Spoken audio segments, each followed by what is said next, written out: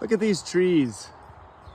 You know, there's a lot of greenery on these trees, but then if you look at the top of these trees, there's a lot of dead branches. Now these dead branches have reached to the top of the tree, and they're out of reach right now. They've grown up with the living part of the tree. They used to be alive, but they've become dead, and now they're just at the top. And you know, this happens a lot in life, where you have people in your lives and there's life there. There's greenery, there's potential for fruit, but there's this dead stuff at the top. And somehow it's managed to control everything, because you know, those dead branches, when it gets really windy, they scatter all over the place, all over the property, and we have to clean up for days all these dead branches that are there. They leave a disaster because of, you know, a strong wind. The rest of the tree can take the wind, but the dead stuff can never take the pressure of, you know, 90-kilometer-an-hour winds. This is like life. You know, the nature tells us about things in life, and you just gotta observe and look around. But if you leave the dead things there, they keep making a mess. They keep destroying stuff. They keep making you clean up the mess that is left after the winds and the storms come, and you got to clean it all up. Like, our property is often just completely filled with these dead branches everywhere. And sometimes, get this, sometimes the dead take the living branches with them, because there's so much force and there's so much wind, and the living can stand, but the dead take the living with them.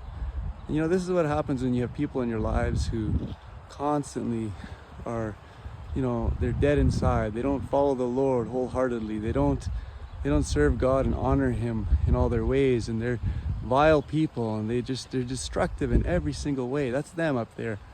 They're the dead ones up there. You should have cut out when they were still small. But because you left them so long, and the tree grew up with you, and you got this dead carnage with you all the time, and at the end of the day, the only one that suffers is you, the living one, because you let this happen. You let these people control you. You let them dominate your life.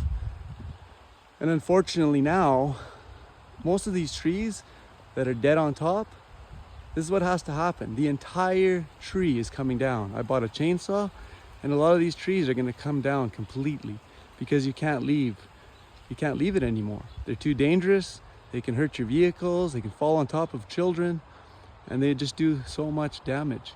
So the whole tree is going to come down, the living and the dead. And this is very, very true in life. The dead that you carry with you, the people that you carry with you that are dead and that aren't going to help you, and that are going to just constantly bring construction or destruction over and over again, now the whole tree's got to come down. That's a fact of life. I've had this happen to me, where I've had to cut people out of my life because I know they're dead, and I know they're going to bring destruction to me and my family, and I just cut them out completely, because I already know, I've been there before, and I won't repeat that. So the whole tree's coming down. Many of these trees are going to come down completely, because I got to get the dead out. So the only thing that's going to be left is a stump when I'm done. So cut out those things in your life that bring only harm, only destruction. Cut out sin, cut out people, and this sounds unchristian, but it's not. You have to cut out people who are fools in your life, who do nothing but consistently and constantly bring harm to everything around you and everyone around you.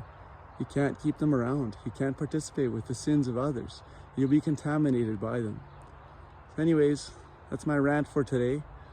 And these trees, a lot of them are eventually going to come down, and the only thing that's going to be left is a stump.